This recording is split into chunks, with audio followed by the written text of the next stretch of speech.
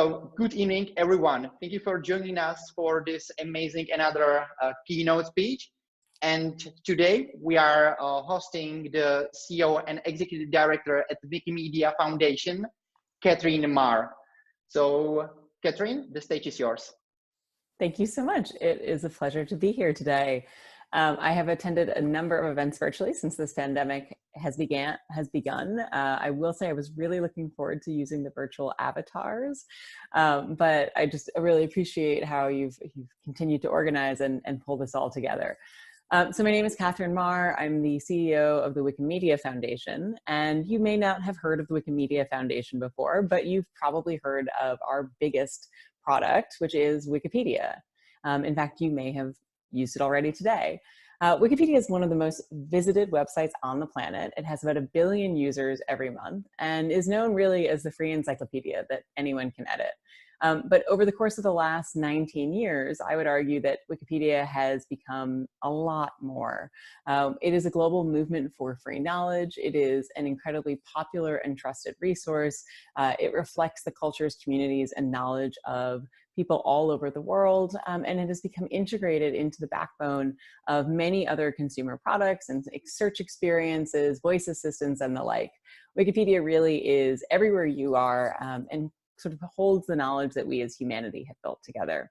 And at this moment, in the midst of a global pandemic, we're really seeing firsthand how important Wikipedia is, or at least how important knowledge and information, and particularly high quality, good information is to our societal well-being.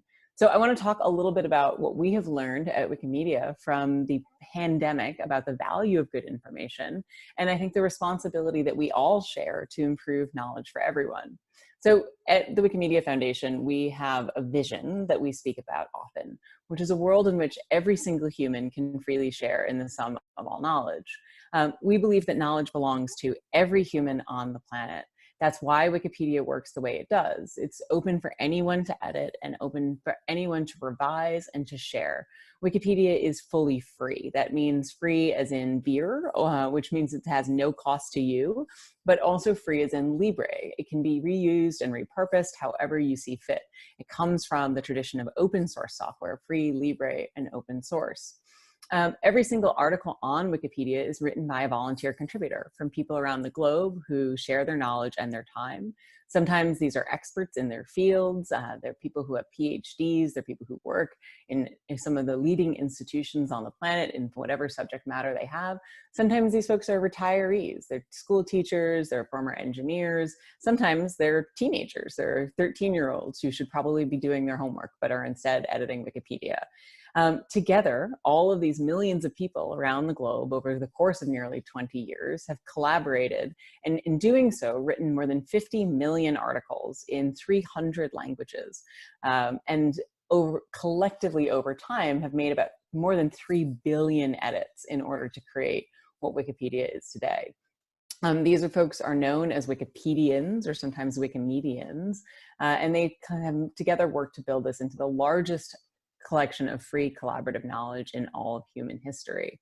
It's really quite remarkable when you think about it, all of these people who don't know each other coming together to create this thing that nobody ever thought would work, and yet somehow it does. On average, Wikipedia is edited about 350 times a minute, which is 350 times every single minute that we have the opportunity as people, as society, to evaluate what it is that we know or update what it is that we know. All of these contributions have to abide by a set of Wikipedia policies, which means that they have to be based on reliable sources, they have to integrate different perspectives, they have to seek to bring together the most comprehensive and neutral understanding of any given topic, from celebrity biographies to philosophical theories to the politicians of the day. This means that Wikipedians work hard, often on both the trivial matters, but also the most important matters, trying to find balance, trying to present to the world the highest quality information that they can, that can survive the scrutiny of all those hundreds of millions of visitors. Wikipedians do all of this because they are, frankly, obsessed with high quality information. I'm sure you've seen the news over the course of the last couple of days. There was an article in the Wall Street Journal about Facebook's recommendation engine and creating more division, societal division, which has tremendous relevance in this moment as we're trying to ensure that people stay together and form some sort of societal cohesion in order to protect the greater public health. And Twitter's efforts in the last couple of days to fact check the US President, Donald Trump. Why is it that these platforms have been struggling so much with the quality of information that they're presenting? And why is it that Wikipedia is different? Because as we go ahead and look at sort of the information presentation on Wikipedia over the course of the pandemic, what we see is really high quality information. What is it that makes Wikipedia not have these same hard problems? Well, I would argue that the answer is that we've been preparing for this moment in some ways for 20 years, and this makes us uniquely positioned to support the world through this information crisis that we're all going through. If you think about where Wikipedia comes from, in fact, the whole tradition of how it works is a constant improvement in terms of the way that it presents information, the policies that it uses to evaluate that information, and its entire job is really about sorting good information from bad. Every day, every hour, thousands of Wikipedians around the world are working to keep the world informed about the latest developments in this pandemic. This means that they're going through newly released medical research to make sure that our articles are as accurate as possible. They're updating infection and fatality numbers. They're creating data models around COVID-19 patterns in order to present them on the site. And they're translating medical information into more languages to make sure that information about the pandemic is more accessible. Today, articles about COVID-19 are in 175 languages. By comparison, some of the leading international organizations responding to the pandemic are able to make information available in more like dozens of languages. And so you can see how this platform, which has this community of translators and polyglots, really serves an essential function for making critical information available to the general public. Since the pandemic began, Wikipedia has had more than 54,000 editors around the globe work on articles related to the coronavirus. And there are now more than 5,200 articles in some way touching on the coronavirus on Wikipedia. If that number sounds like a lot, it's because it is. It's really remarkable, actually, for us to see how much the information has spread out and propagated throughout Wikipedia. So these articles, which started, say, with the article about the novel coronavirus, the main article, which is now about the SARS-CoV-2 virus, is just one of the many viruses, or one of the many articles touching on the topic of the coronavirus. Wikipedia now has articles about issues of economic recovery. It has articles about efforts to develop a vaccine, including an article that is very clear that there is no vaccine of yet, but fills an information void in order to provide that information to the public. Articles about the rise of xenophobia in relation to the coronavirus, articles about local municipal policies in every country in which these have been enacted. And what we've really seen is we've looked at the traffic data and the ways in which people are using this information is this fanning out of public interest in the virus itself. So starting with a really large surge in terms of articles coming to just what is a coronavirus, to really getting down to very local applications of information. How is this affecting my community? What do I need to know in order to be able to take care of myself and my families? How is this affecting my economy? Questions like that. And so it's into us, I think, it really sort of proves one of the sayings that we often have, which is that everything that happens in the world happens on Wikipedia. And that's why we now have more than 5,000 articles about this pandemic as it's been going on. The people who edit these articles are a diverse range of folks, as you can imagine, given the topic areas that these articles cover. They're not just all doctors, but I do want to talk a little bit about one particular group, which is Wiki Project Medicine, which is over 100 volunteer community members, many of whom are from the medical community, so medical doctors, researchers, scientists, and who work together to improve the quality of articles about medical content on Wikipedia. They are hyper vigilant, not just during this pandemic, but about information in general related to the quality of medical information. in order to ensure that they feel confident that the best quality information is getting to people who are searching for it, particularly for health, since it is just truly at the core one of the most important things that we all have. And other websites we've seen are now turning to Wikipedia for up-to-date quality information. It's not just the general public, although that traffic has been surging. In fact, there was a period in April and May in which it felt like every single week a new record was broken in terms of overall traffic, including a day in which I think it was nearly 750 million people visited Wikipedia. But it is other platforms too. So Google is using Wikipedia data to power their expanded knowledge panel about COVID-19. So if you've actually gone to Google since the pandemic started, you would see that they have a special section, I guess, results. If you are searching for anything related to the coronavirus, that it has the latest breaking news and information, resources like the WHO and the CDC and the NHS, high quality access to information based on what language you're searching in.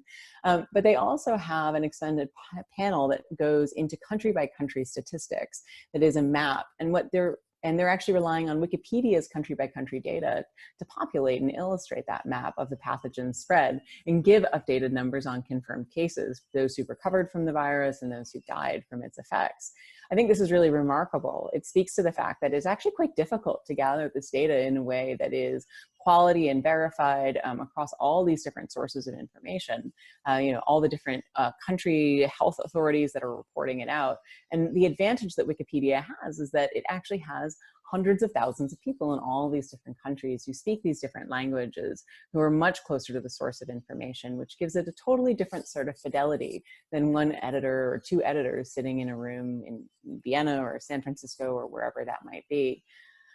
Facebook and Microsoft have also been using Wikipedia data to help inform their users about the latest impact of the pandemic. And we are pretty confident that there are many other organizations as well that have taken this information and propagated it into their sites and platforms.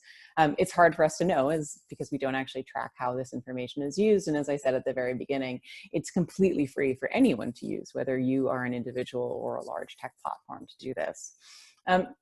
And I think Wikipedians have seen the way that this information is presented, and it gives them a special sense of responsibility, this role of summarizing facts from trusted resources like the World Health Organization or Johns Hopkins University in the United States to provide people with the information and the context they need to make informed decisions about how they participate in their societies and how they care for themselves. I think one of the other things that has made this such a remarkable response and such an unusual thing for Wikipedia to play this role in this pandemic is that it is constantly changing, but it's all doing so in the context of aggregated information. So when you go to seek information about what's the latest with the pandemic, it's quite tough often at times to put everything in context. What's going on with antibody tests? What's going on with testing in my country? How is this working? What is the nature of contact tracking and surveillance? All of these sort of terms that we've all become experts in since, I guess, earlier this year. And as you search for that information on the web, it's often hard to find it. You find maybe one article or another article, but it's hard to see that information in context or how it's evolved. Wikipedia puts it all there together, right in front of you. And I think that that's why it fills this really special sort of niche in that ecosystem. I mean, as you can imagine, following the newspaper headlines throughout the year, how our knowledge has changed over time. And in fact, an article came out, I think just today, on Slate, which is a publication based in the United States, talking about how Wikipedia would probably be a really interesting primary source for researchers who go back to look at the way that public information changed over the course of the pandemic, because every single edit has been saved since the pandemic began. In fact, every single edit to Wikipedia has been saved since Wikipedia began. So if you really wanted to, you could go back and find the first draft of history for any article that exists. I think that is this unique role that we play, is really just a reflection not of only what we know, but also how we came to know it, how our information has changed and evolved in the world. And I do want to just speak really quickly to the fact that it's not just this pandemic. It is not just the fact that it is this truly global thing that we are all going through. It is really also a question of I think we're calling an infodemic, which is the crisis about what we don't know as well as what we do. You know, what made this pandemic particularly unusual, unlike, say, the Ebola outbreak of 5 years ago in West Africa, is that this virus is novel. It's literally a novel coronavirus. It's new. We didn't know anything about it. And we're all learning as we go along. We continue to have more questions than we have answers. And in this absence of information, what we have seen is a rise of misinformation across the internet as a whole, a rise of misinformation, which is in its own form a public health crisis. When we don't have the information that we need, fear, doubt, uncertainty, these are the things that creep in. And we've not seen this before in the context of public health. At least, certainly, no one in our lifetimes remembers a global pandemic. And I don't know of any similar global spread of misinformation that is perhaps quite so at risk to all of us as a society. Wikipedians have been dealing with this issue sort of in their own way. The volunteers who are prioritizing accuracy over speed, particularly when it comes to current events, to ensure that folks can have access to this trustworthy information. It makes it, I think, what makes Wikipedia also different from the news. Rather than trying to break the news, what they're actually trying to do is slow it down to get it right, to prioritize high quality information over potential misinformation. Certainly what we saw, I think the example very early on in all of this was, where does the virus come from? Was it a bat? Was it a pangolin? Wikipedia editors refuse to pass judgment on that. In fact, one of the things that Wikipedia says is we may never know, and that's okay. We'd rather be very clear about what we don't know than what it is that we might know, and speculate instead.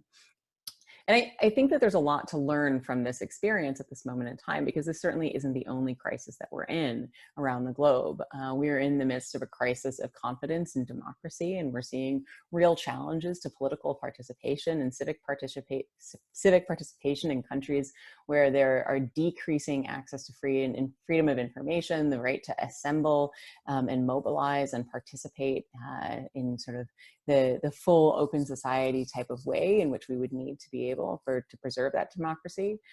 We're also in the midst of an incredibly urgent climate crisis. It feels as though it was really old news, but it was just last year, actually only a few months ago, that the entire continent of Australia felt like it was on fire. One of the largest forest fires our planet has ever seen. Very similarly, we have the Amazon on fire in Brazil, and vast swaths of Indonesia where forests are burning. Yet global warming, while maybe not at the front of our newspaper pages at this very moment, is another issue in which disputes over data and scientific models about probable futures have led to paralysis and inaction, or again, that uncertainty and doubt, making it difficult for us as society to respond collectively in order to be able to protect ourselves. I think this rise in misinformation has really led to a lack of urgency and understanding about these paths forward. We don't feel like we can take action if we don't know what action to take.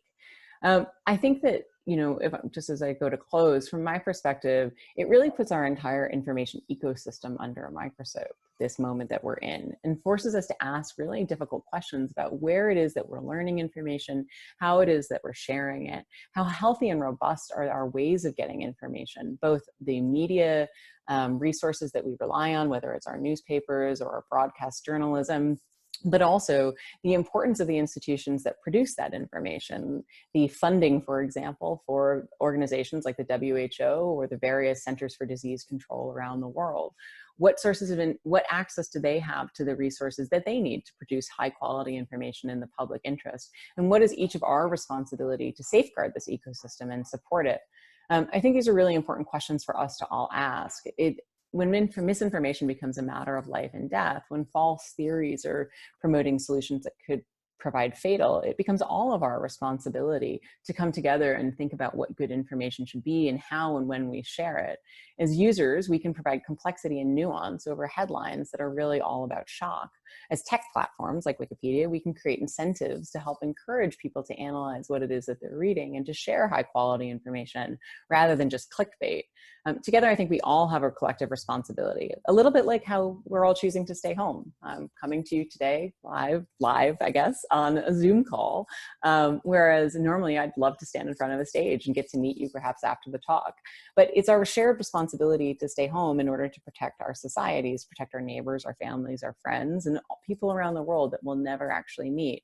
I think we have a similar shared responsibility to the information ecosystem because its health is essentially our health. So I want to say thank you so much for having me here, and I'm really looking forward to the questions and conversation now. Okay, thank you very much, Katherine, for the amazing overview of what you are doing, and I can tell you that it's really amazing what all of you are basically doing. And I would like to ask you maybe like the basic question, but what is your definition of like a true news or a fake news? What are your definitions from your let's say big picture level? Yeah, I think that the way that we look at information is there's obviously high quality news that on Wikipedia needs to come from what we call a reliable source. That is a source that's trusted in its field and usually has some form of editorial oversight, which means that it goes through some sort of editorial review, academic peer review, fact checking and the like. Then you've got on the other spectrum, misinformation and disinformation, and just simply bad information, information that's inaccurate or that is out of date. You have information voids where there isn't good information about a topic, and so bad information creeps in. Misinformation tends to be when folks are just misinformed about a topic. They don't necessarily mean to be actively sharing something harmful. And then there's disinformation, which is active manipulation of information to some sort of political or economic or power-oriented outcome. And so, at Wikipedia, we really look across the whole spectrum to say, well, what's just bad information? Like that information about that band is out of date. That drummer isn't in the band anymore. That's bad information. But then there's the really harmful disinformation, which is information that is deliberately meant to confuse or mislead the public. And what is actually, from your experience, the percentage of the true news and fake news in the world? Oh, well, I mean, I think most, that's an interesting question. I don't actually know how you would begin to quantify that, because fake news comes from really small sort of like content farms or individuals sharing memes and the like that isn't really news. It's just bad information, or as I said, disinformation. I don't know any media outlets that are deliberately putting out fake news. And so I guess I would differentiate between like news that is actually news, sort of the capital N, like it's produced by a newspaper or by a broadcast organization, and like news with a little n, which is just something you haven't heard before that's being shared, probably in a group chat with your relatives. I mean, I don't know about you, but that's usually where I get the worst of it. Okay, and in terms, because as you mentioned, you are working with so many people with so many information. So how you personally, work with personal biases in different cultures? Because I believe that the meaning of the true and basically all the information in different cultures, because of the religion and different traditions, could be a little bit different. So how you are working personally with this? Yeah, that is a really great question. So I think we start off from the basis of saying that the more people we have, the better the information is going to be. So because we do all have different backgrounds and cultures and experiences, if I'm writing about something from the perspective of the US, it's going to be completely different than when you're writing something, because we come from different not different worlds, we're all from the same world, but we have different lived experiences, we have different histories, we were educated in different ways as children. When we get to the best truth is actually when you and I are able to understand our respective histories or our respective understandings of the world and create a new understanding together. So we start from the position that you need to have editors who reflect the world. You need to have people from India and Pakistan editing about India and Pakistan. You need to have people from Russia and Ukraine editing about Russia and Ukraine. You need to have people from Israel and from Palestine editing about Israel and Palestine, because we may actually have these really hard topics that it is that we need to navigate. I mean, I'm picking some of the conflicts that are sort of ancient and enduring conflicts in some ways, at least over the last couple, 20 years. ancient and enduring was a bit of a joke, but these are tensions and conflicts that have different understandings and different perspectives on these different sides or along a spectrum of interpretations. And when we understand them more fully, we're able to recognize one another more wholly as humans. And I think it actually lets us get to better solutions. I often talk about the fact that I don't think Wikipedia is the truth. And I think that that's a really important thing for us to recognize. To your point, my truth is just different. It's based on the fact that I'm a woman. It's based on the fact that I'm an American. It's based on the fact that I'm white. You know, all of these different things. My truth is going to be different than somebody else's truth about how I see the world. But when we all are able to have those conversations about our truths together, Wikipedia is able to include them and form a different understanding of what we can agree on. So it's not the truth, it's what we can agree on about how we see the world. Yeah, I could talk about that for hours and hours. I think it's one of the most fascinating things. But for me, it's just a call for greater inclusion, more participants. The more perspectives we have in the conversation, the more holistic an understanding we're going to have about our world. Okay, and now some pre-final question, a little bit more personal. Or for what you are the most grateful in your life so far? Whoa, the most grateful in my life so far. I think I would have to say I'm most grateful to my parents, because if it weren't for their love and care, I don't think I'd be able to be in this position that I'm in today. I think, you know, like many people, all of us have parents. Some of us have great relationships with them. Some of them have difficult relationships. Some of us have lost our parents, you know, and have different people who filled that role in our lives. I think anybody who's ever achieved something of note, or anybody who is comfortable and fortunate enough to live a life in which they are happy, had somebody in their life that cared for them when they were small. And so for me, I am most grateful to my parents for doing that and encouraging me to do what I wanted to do, to pursue dreams that seemed very silly, if not impossible at the time, for giving me a computer when I was a little kid, and then also giving me the hardware tools, the screwdrivers, to take it apart and make it stronger, faster, better, more powerful, so I could continue to explore that new thing, the internet. Yeah, to them, encouraging me to travel the world. It was the best thing they ever did. Thank you. And last question, what would be some, let's say, golden message would you like to share with the, you know, with our visitors, with all people around the world? What is your golden message? My golden message would be is that we all have a responsibility to one another.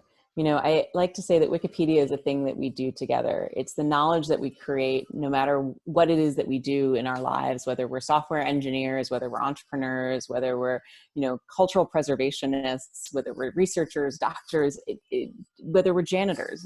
We create knowledge together, musicians, artists, you name it.